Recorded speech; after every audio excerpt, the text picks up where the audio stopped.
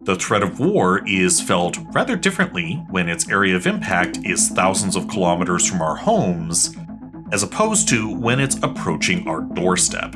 And it is precisely this fundamental principle that the Russians have decided to resort to in their risky attempt to change the security architecture in Europe. Moscow has subtly hinted that it is considering the possibility of installing missile systems in Venezuela and in Cuba, just 150 kilometers from the borders of the United States. Is the world in danger of a second Cuban Missile Crisis? Welcome to the 20s Report.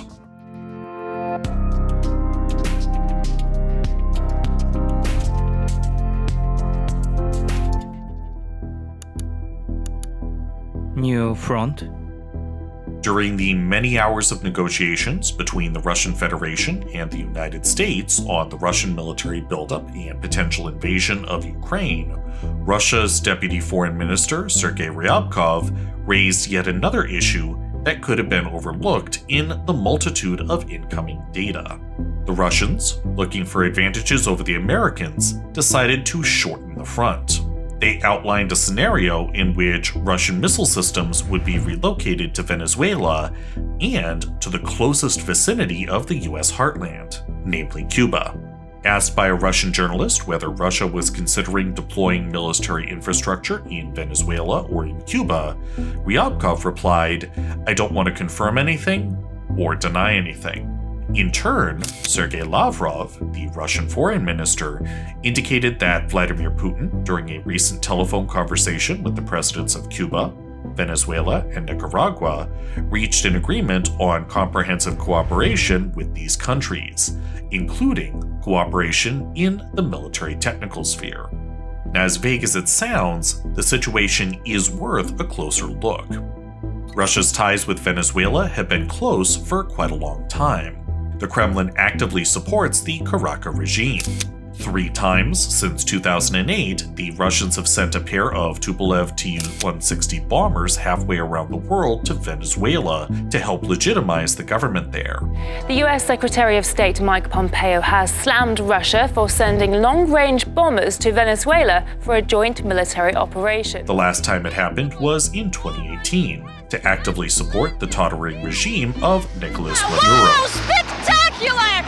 Spectacular! The Caracas dictator is also helped by mercenaries from the Kremlin's proxy, the Wagner Group. This is all mainly for 2 reasons: oil and arms sales. Since 2006, Russia has sold $11 billion worth of military equipment to Venezuela, including T-72 tanks, Su-30 fighter jets, and Mi-17 and Mi-35 helicopters, making Caracas Moscow's largest military partner in the region. Whereas, since the formation of Hugo Chávez's government, virtually all Russian companies from the oil sector, including Gazprom, TNK, Lukoil, and Rosneft, have been looking for a comfortable foothold in Venezuela to take advantage of the country's unlimited raw material wealth. Eventually, Igor Sechin's Rosneft took over the entire pool of Russian stakes. However, after the Venezuelan economy collapsed during Maduro's presidency, Rosneft was suddenly left with a $4.8 billion debt. Now, the regime had to repay the Russian giant with additional oil supplies. Russian ambassador to Venezuela, Sergei Bagdasarov, 2 weeks after Ryabkov's statement quoted above, again raised the issue of Russian military relocations.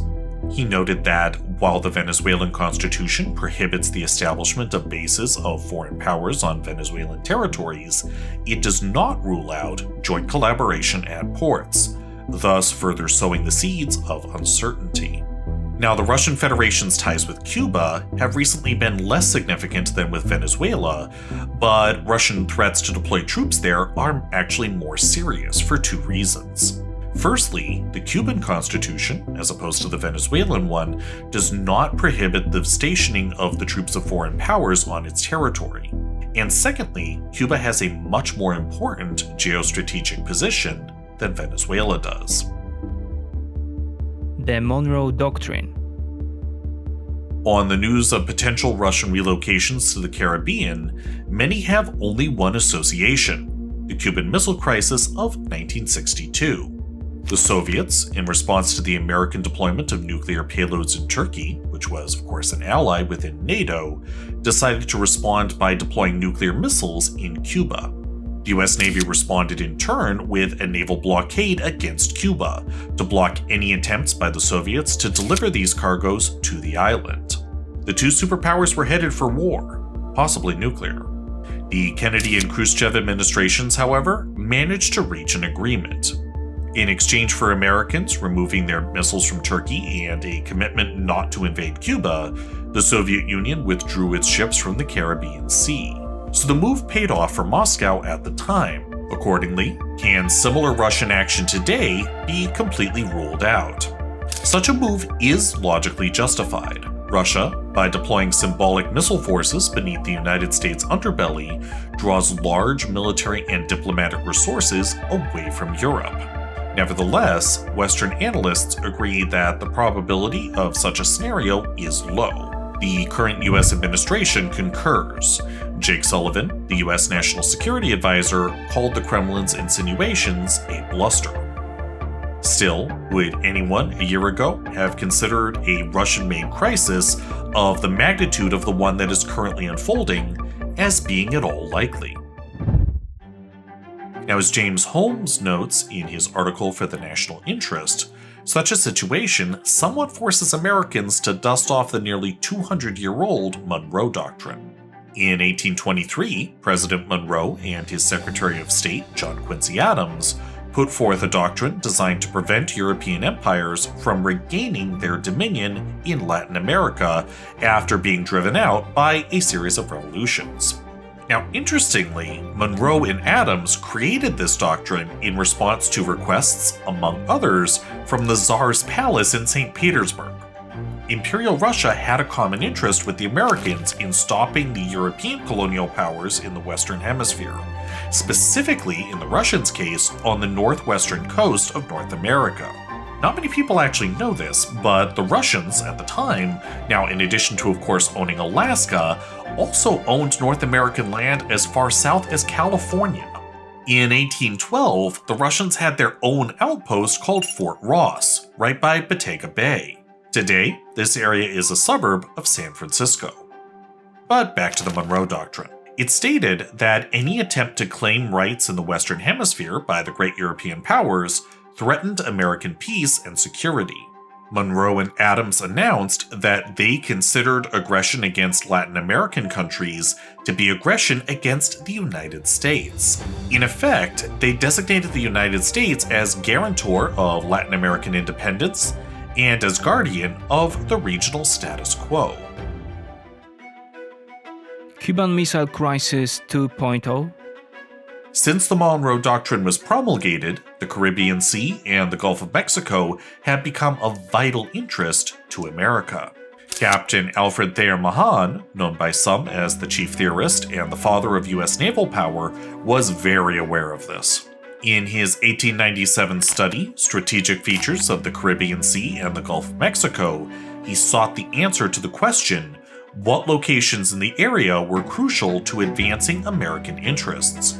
Mahan wanted to know where the US Navy should have bases to guarantee American warships and merchant ships free access to Panama and therefore to the canal that was then under construction.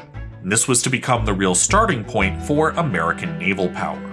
The Panama Canal was the United States' new portal to the Pacific Ocean, shortening transoceanic travel by thousands of miles. After all, ships no longer had to circle South America to cross between the Atlantic and the Pacific, or vice versa. Mahan plotted the sea lanes running from the Panama Canal towards Europe and towards US ports in the Gulf of Mexico and along its east coast. And from this, he considered sites for island naval bases from which US Navy warships could control the flow into the isthmus.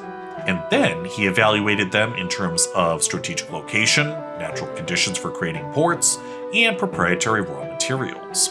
It turned out that Cuba, which as a sort of mini-continent was very difficult to encircle by sea, was ideal in almost every aspect. The following year, after the release of Mahan's analysis, the United States was already at war with Spain. which ruled Cuba at the time. The Spanish lost the war, and the Americans promptly established a base on the eastern end of the island at Guantanamo Bay. This base is, as we know, still operational today, and in fact, it's the oldest foreign base of the United States Navy. Russian strategists have also known the strategic value of Cuba since at least the post-World War II years. It is the perfect position to cause havoc in the near overseas of the United States. Therefore, in the 1960s, we had a crisis in Cuba. Now, the Kremlin is raising the possibility of the return of Russian installations to the Caribbean. While there is no talk of ballistic missiles this time, anti-ship missiles would threaten shipping traversing the narrow inlets between Cuba and the US mainland. The Russian military has the SS-27 Sizzler and the SS-N-26 Strobel anti-ship maneuvering missiles with a combat range of more than 180 nautical miles. The West Coast Passage Bypass, which is the widest of the three main passages near to Cuba, is approximately 167 miles wide.